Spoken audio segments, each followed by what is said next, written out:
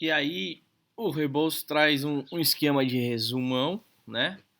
Para que a gente possa ter isso de uma maneira, em um olhar, até que chegue no meu projeto lá com campanhas e ações, o que ele gosta de chamar de planos de ações, né?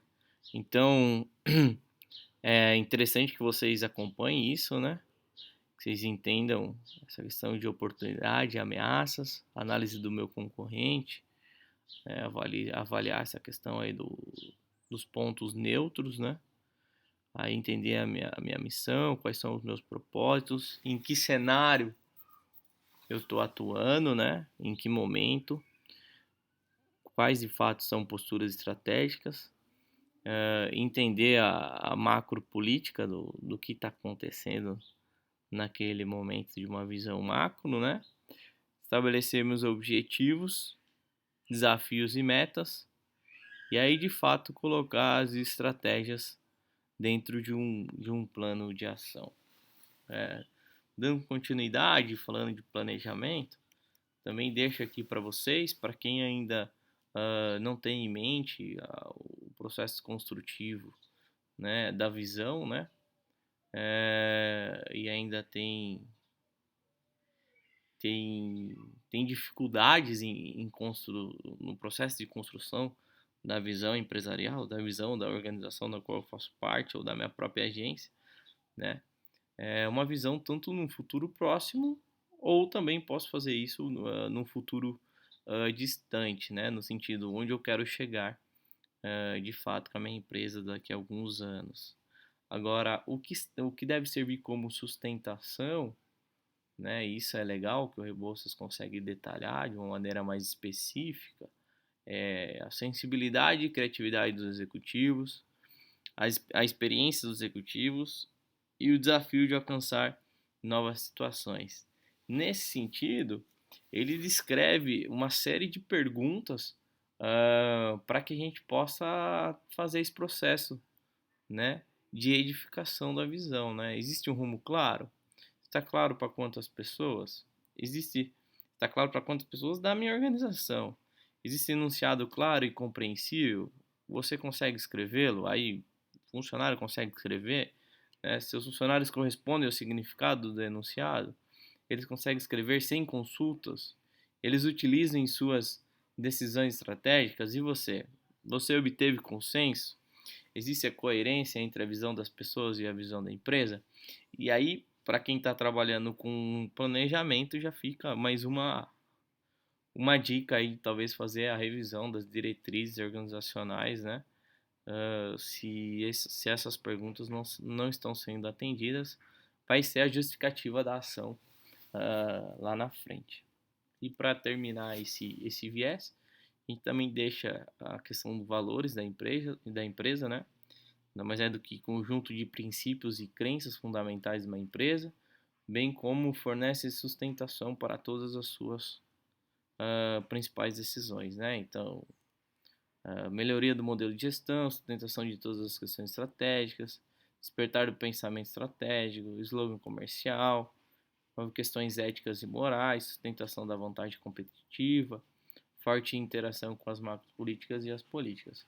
É importante que nesse momento a gente destaque que não é só essa visão moral e cívica, muitas vezes selecionadas e utilizadas pelas empresas. Então cabe também a reflexão que nos meus valores eu também posso ser um pouco agressivo, eu também posso ser um pouco mais mercadológico, ou numa visão mais grosseira, numa visão mais mercado mesmo, né? Eu posso ter uma visão um pouco mais capitalista também nos valores da empresa, porque eu tenho que trazer sinceridade, né? Não dá para que a gente oculte de fato quais são os princípios organizacionais da empresa. Mas eu estou passando dessa questão para que vocês de fato tenham e se alguém permanece com algum tipo de dúvida, possa clarificar de fato esse instrumento básico no processo construtivo do planejamento estratégico.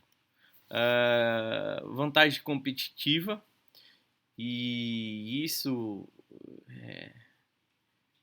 eu acho pertinente quando a gente faz essa análise da concorrência, e o Rebouça traz um destaque, e eu acho que é importante que a gente avalie, né? Identificação estruturada dos produtos ou serviços e dos mercados nos quais a empresa está realmente capacitada para atuar de maneira diferenciada em relação aos concorrentes. Então, vamos pensar na Universidade de Sorocaba hoje, né? Eu acho que uma análise da concorrência é extremamente importante para saber o que a Unip está fazendo de diferente que está dando certo nesse momento de isolamento. O que a USP está fazendo que está dando certo, né? O que as principais universidades aqui, a Exanc e universidades e faculdades, né? Uma FATEC ou uma Facens, o que eles estão fazendo? Isso não é difícil, porque num diálogo junto de um contexto com estudante dessas outras universidades, a gente conseguia tirar alguma coisa e mapear, ou ainda poderia ter como é um momento complexo social, as universidades e faculdades poderiam se unir, né, para que fosse oferecido e aí deixasse essa visão de concorrência, mas numa união, visando de fato o aluno, os professores, né, para que essa relação torne-se sadia e o menos com o menos impacto possível diante do sistema de aprendizado da qual a educação deve se pautar. Até porque às vezes tenho a sensação de um fingimento que os alunos estão entendendo e os professores também estão produzindo conteúdo meio que simplesmente para pregar aquilo que, olha, estou sendo produtivo, né? E educação, ela tem que ter um trato um pouco mais de detalhes, né? Não dá para ser esse mecanismo tão forte, e é por isso que acho que compartilhar as experiências com os concorrentes poderia ser uma boa. Mas falando em vantagem competitiva, o Rebouças, né? Ele coloca algumas perguntas extremamente importantes para que a gente possa responder e fazer a reflexão. E essas ações, elas precisam estar estruturadas lá na frente, no meu planejamento, para que ela entre em prática. Muitas vezes, quando você avalia isso, né, desse diferencial de mercado, os empresários já querem colocar a mão na massa, né, sem ter de fato outros diagnósticos importantes, e uma ação de maneira antecipada, ela pode sair em um viés um tanto quanto torto. Mas lembrando do planejamento operacional e tático, pode ser que você precise de fato sim acelerar alguma coisa e utilizar de maneira tática ou operacional, um tanto quanto mais veloz, algumas coisas para que a concorrência seja minimizada nesse mercado tão feroz, né?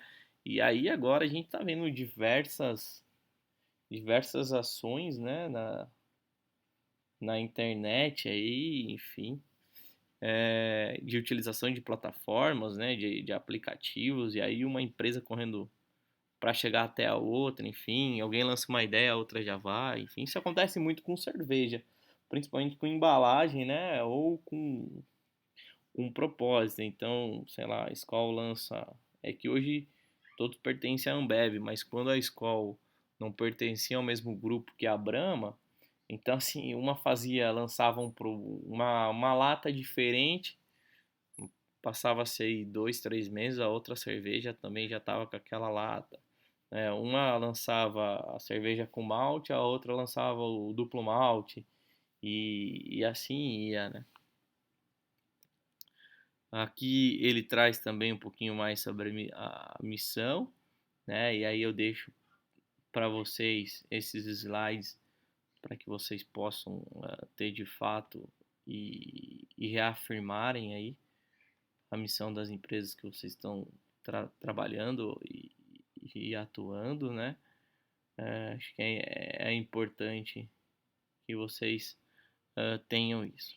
Quando eu falo de análise de cenário, ou melhor, quando o Rebouças fala de análise de cenário, tem algo relevante aqui que se destaca, que é vocês pensarem num cenário provável da qual a empresa pode se encontrar, num cenário otimista e num cenário pessimista. E aí, em que ambiente ou em que segmentos? Política, economia, tecnologia, cultura. Aí vocês podem utilizar daquele quadro do Roberto Porto Simões que a gente passou na segunda aula, repassou, né? Todos aqueles elementos que influenciam, né, a vida saudável da minha organização. E aí é interessante vocês colocarem isso de maneira pensada, para que não sejam surpreendidos e para que o planejamento possa tanto abarcar o provável, o cenário mais otimista e também o cenário mais pessimistas para com os resultados.